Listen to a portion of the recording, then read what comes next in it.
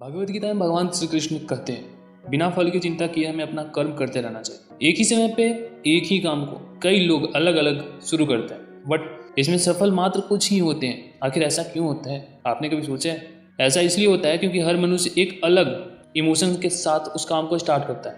इसमें जिसका emotion powerful होता है उससे उस काम को सफल कर जाता है वो। अब आपके माइंड में आ रहा होगा इमोशन क्या होता है, पावरफुल इमोशन क्या होता है, क्या इमोशन इतना कुछ करा सकती है? देन यस, आपकी इमोशन क्या क्या करा सकती है आपने सोची ना होगी कभी। एंड फिगर नॉट, आज मैं इस वीडियो में यही समझाने वाला हूँ और इसी के बारे में डिस्कस करेंगे इमोशन क्या होता है एंड कैसे इसे कंट्रोल करते हैं, कैसे इस पर फतेह पा सकते हैं। So let's get started. इस वीडियो में हम लोग समझेंगे इमोशन की डिफिनेशन, इमोशन क्या है, इमोशन कैसे काम करती है एंड लास्ट इमोशन को कैसे कंट्रोल करें। सो चलिए स्टार्ट करते हैं। फर्स्टली हम लोग जानते हैं कि इमोशन होता क्या है। इमोशन को हम एक रिएक्शन भी बोल सकते हैं जिसे मनुष्य दिमाग द्वारा अनुभव करता है। इमोशन ही हमारे अंदर चेतना को जन्म देती है और यह चेतना हमें जीवित महसूस करवाता है। बिना किसी इमोशन के मनुष्य और मशीन में ज़्यादा फर्क नहीं होता। इमोशन के माध्यम से हम अपने आसपास के घटने वाली घटनाओं को महसूस कर पाते हैं और उसके अनुसार रिएक्ट भी करते हैं। अब समझते हैं इमोशन क्या होता है। What is emotion? इमोशन का मतलब हमारे भाव से, जैसे खुश होना, दुखी होना, उदास होना, गुस्सा करना, प्यार करना, रोना, हंसना, यह सभी हमारे इमोशन ही है जो हर परिस्थितियों के अनुसार हमारे मन में उत्पन्न होते हैं। किसी भी काम को आप किस मोटिव से कर रहे हो यह हमारे इमोशन ही निर्धारित करती है। आपने भगवत गीता के एक मशहूर कोट्स के बारे में सुना होगा जिसमें भगवान श्री कृष्ण कहते हैं बिना फल की चिंता किए हुए कर्म करते जाना चाहिए। इसके पीछे भी इमोशन ही है। एक ही काम को जब दो लोग स्टार्ट करते हैं लेकिन एक जल्दी सफल हो जाता है और दूसरा नहीं, ऐसा क्यों? इसका जवाब है इमोशन। जब आप पावरफुल इमोशन के साथ किसी काम को करते हो तब वह काम बहुत जल्दी पूरा हो जाता है। ओके देन नाउ अब हम समझते हैं इमोशन कैसे वर्क करती है। वैज्ञानिकों ने अब तक अनगिनत खोज किया है और प्रयोग भी किए। मनुष्य के इमोशन, बिहेवियर ये बहुत सारे प्रकार हैं, उसके परिणाम भी हैं अब तक सामने आ चुके हैं। मनुष्य का प्रशिक्षण करके देखा गया है कि गर्मी से निकलने वाला स्वाभाविक पसीना भय या उत्तेजना के कारण निकलने वाले पसीने से भिन्न होता है। फॉर एग्जाम्पल, एक ही कमरे में कई व्यक्ति हो, बहुत सारे व्यक्ति हैं और भिन्न भिन्न इमोशन के कारण उनको पसीना आ रहा है तो डॉक्टर बता सकते हैं, इजीली बता सकते हैं कि कौन व्यक्ति किस इमोशन में। हम अपने इमोशन से स्वयं परिचित होते हैं। दुख के आंसू खुशी के आंसू की अपेक्षा ज़्यादा नमकीन होते हैं। यह हमारे इमोशन ही है कि जिसके वशीभूत होकर हम विभिन्न प्रकार के कार्य कर डालते हैं। हत्या, आक्रमण, चोरी, डकैती, लूटमार, यह सब हम इमोशन के कारण ही करते हैं।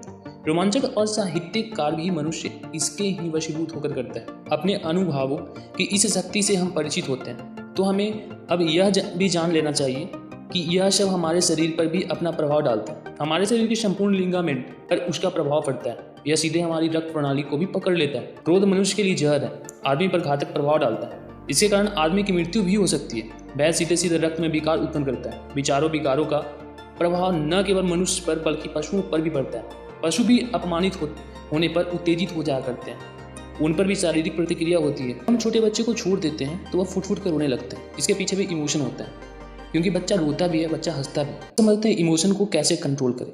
इमोशन को कंट्रोल नहीं किया जा सकता बट हाँ, इसके डायरेक्शन को बदला जा सकता है।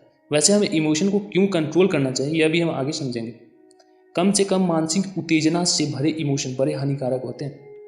मानसिक उत्तेजना को शांत करना कोई कठिन कार्य नहीं है। हम अपने मस्तिष्क में आ गई गर्मी को गर्म लोहे के समान ठंडा भी कर सकते हैं। जैसे जब कभी नहाने का पानी बहुत गर्म हो जाता है तो उसमें ठंडा पानी मिलाकर उसका तापमान कम किया जा सकता है और करते भी हैं।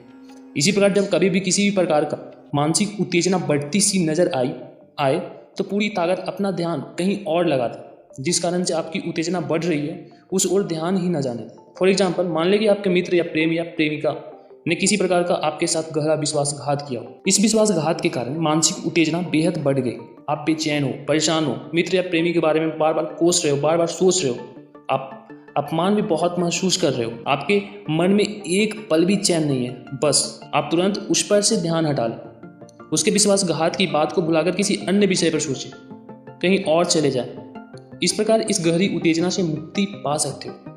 जितना आसानी से मैंने आपको इसे कंट्रोल करना समझाया, ये इतना भी ईजी नहीं है but it is not impossible, so you can do it. प्रत्येक वीडियो में मैं आपसे एक बात शेयर करता हूँ। लाइफ आपकी है तो उसे चेंज भी आपको ही करना होगा।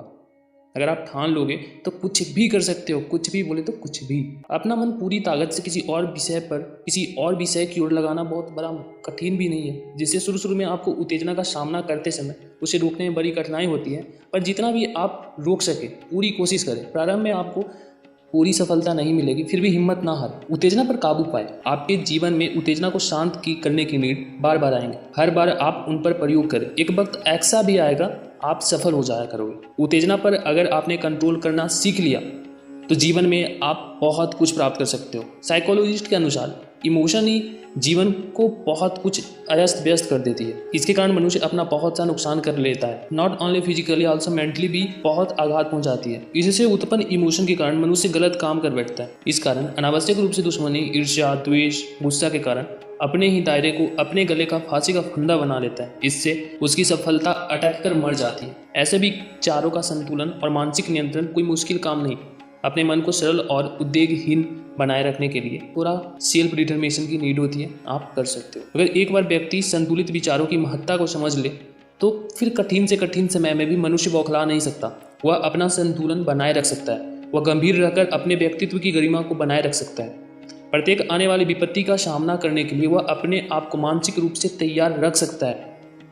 जब आप उत्तेजनाओं पर नियंत्रित करना सीख लेते हैं तो निश्चित जानिए कि आपका शरीर आधे से आधे रोगों पर विजय पा सकती है। जैसा कि मैंने प्रारंभ में बताया कि हमारी बुरी आदतों और विचारों का प्रभाव हमारे शरीर पर भी पड़ता है, सो हमें सदा सतर्क रहना चाहिए एंड इस प्रकार आप अपना जीवन सफल बना सकते हो। ओके गाइस, आज हमने जाना इमोशन क्या है, इमोशन का मतलब क्या होता है, इमोशंस का प्रभाव कैसे हमारे शरीर पर पड़ता है, एक अच्छा इमोशन कैसे पूरी लाइफ चेंज कर सकती है। इमोशन से जुड़े हमें जितनी भी जानकारी प्राप्त हुई थी उसे हमने आपके सामने प्रस्तुत किया। अगर आपके मन में अभी भी कोई डाउट है तो आप बेफिक्र होकर हमें कमेंट कर सकते हो, ईमेल कर सकते हो। इस टाइप की सेल्फ हेल्प वीडियो के लिए सब्सक्राइब कर लें। इस वीडियो के जरिए आपको अगर कुछ भी सीखने को मिला हो तो लाइक करें।